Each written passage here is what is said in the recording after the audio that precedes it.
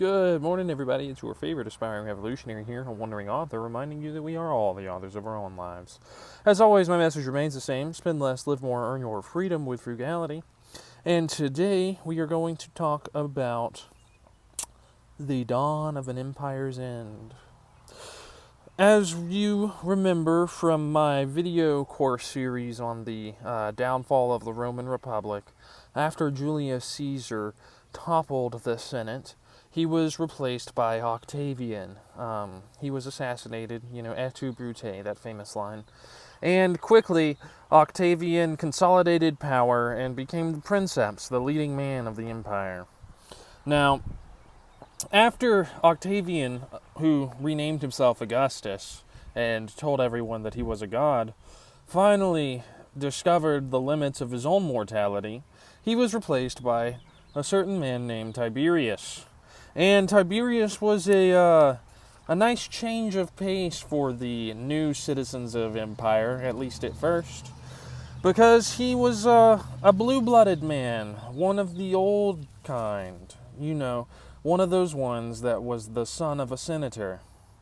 His family had over 26 consulships and 6 triumphs, and this made the ruling elite feel quite comfortable with him at the helm.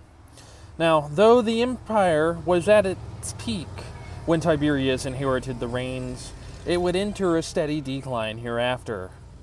There are limits to power. To survive as a regime was to navigate an increasingly complex system of forces, bureaucracy, and antiquated law. Most emperors moving forward will rest on precarious grounds. Succession of each new man to the top was a showcase of limitation, indicating how the army was the true base of power. An interesting point of leverage. Disputes between rivals would often erupt in civil war, and the precedent set by the Republic's constitution no longer mattered.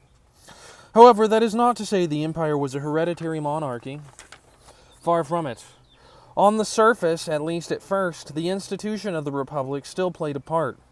Senators would give their blessing to the emperor's authority, and theoretically, anyone could succeed him. With hindsight, though, it is easy for us to see the impact that genetics played on the inheritance of the imperium. Common Romans believed in inheritances, after all. More importantly, emperors would bequeath their fortunes to favored sons, so each new heir became the richest in the realm, and they would use these fortunes to further their ambitions and consolidate power. Surprise, surprise.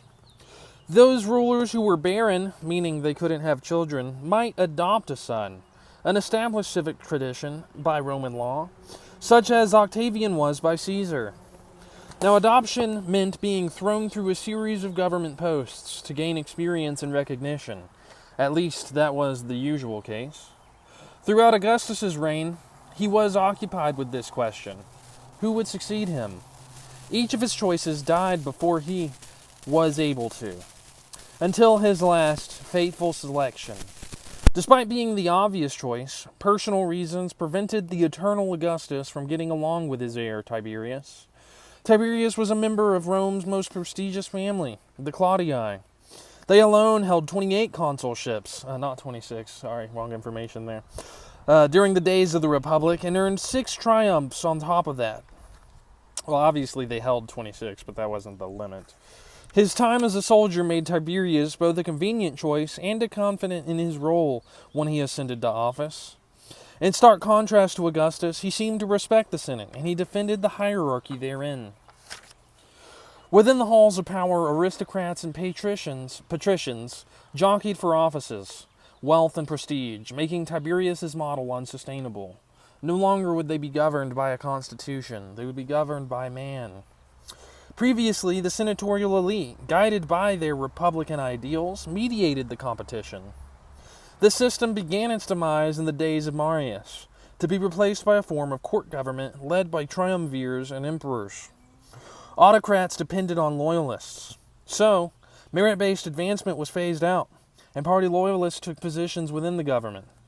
Their positions, the ones that the merit-based system had elected. Those loyal to the ruling faction would roadblock upstarts and outsiders, monopolizing power further. There were really only 3 options for anyone aspiring to office as a result. 1, they could bend to the will of the emperor. 2, they could restore the republic. Or 3, they could overthrow the opposition and start the cycle anew. Thus, as Parliament gave way to factions, the Senate was displaced by the court, and then the court would purge opposers as they were discovered. Unsurprisingly, this tasted bitter to those who made the cut. One eventual outcome was intrigue in the court itself, where 3 factions looking for succession near the end of Tiberius gained precedence.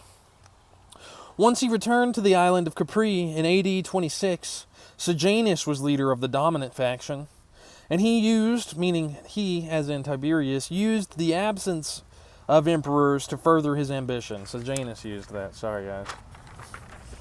Tiberius felt secure in retirement because Sejanus was a mere equestrian and depended on his patronage, and in his eyes, this was a severe limitation.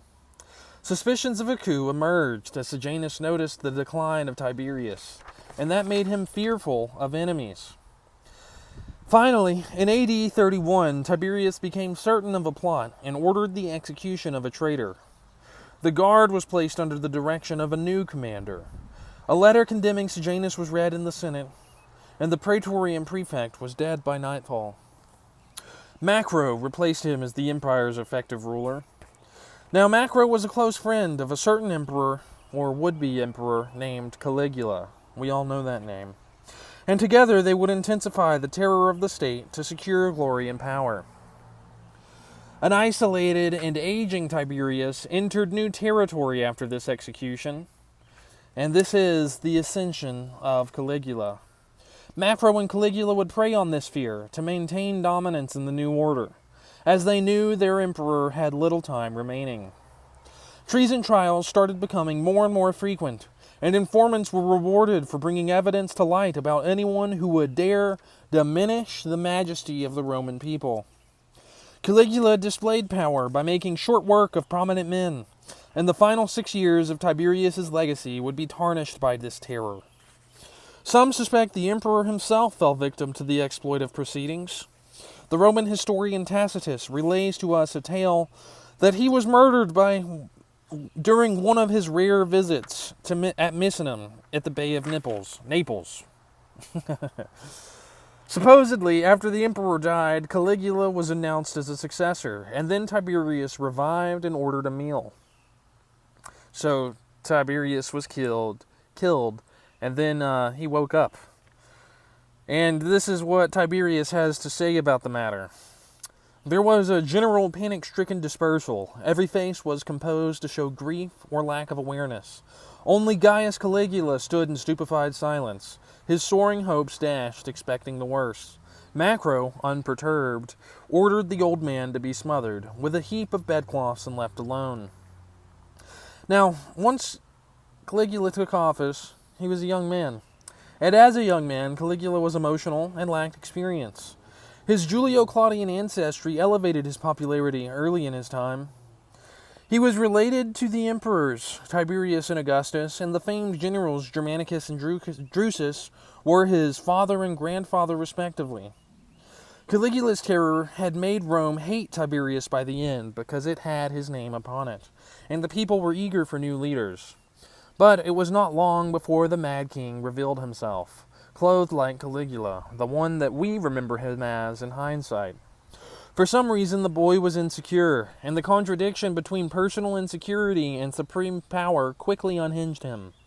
A chance illness opened his eyes in 37 BC, 80, and he saw how the government continued in his absence. Macro was the most likely suspect, so Caligula smote his accomplice, and next he purged the court. He replaced the wise old patricians, the one who knew how to govern, with a cadre of aristocratic youth, the ancient equivalent of child celebrities, who were hand-chosen to not expose Caligula's lack of expertise. To shore up his ascendancy, a series of public spectacles were organized and the ruling class alienated. In AD 39, things reached a boiling point. A major plot faced the young emperor, so he reformed the military to complete the purge.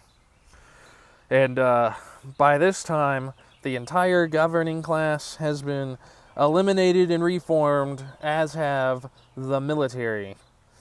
and all of their leaders. So the entire empire is ruled by a bunch of incompetent and inexperienced people who have no clue what it took to build what they have inherited. I wonder what happens next. This is a wandering author asking you guys, what are y'all doing to inspire, uplift, and empower your local community today? Because this world isn't changing unless we all do our part, and you can count on me to do my daily. Until next time, God bless.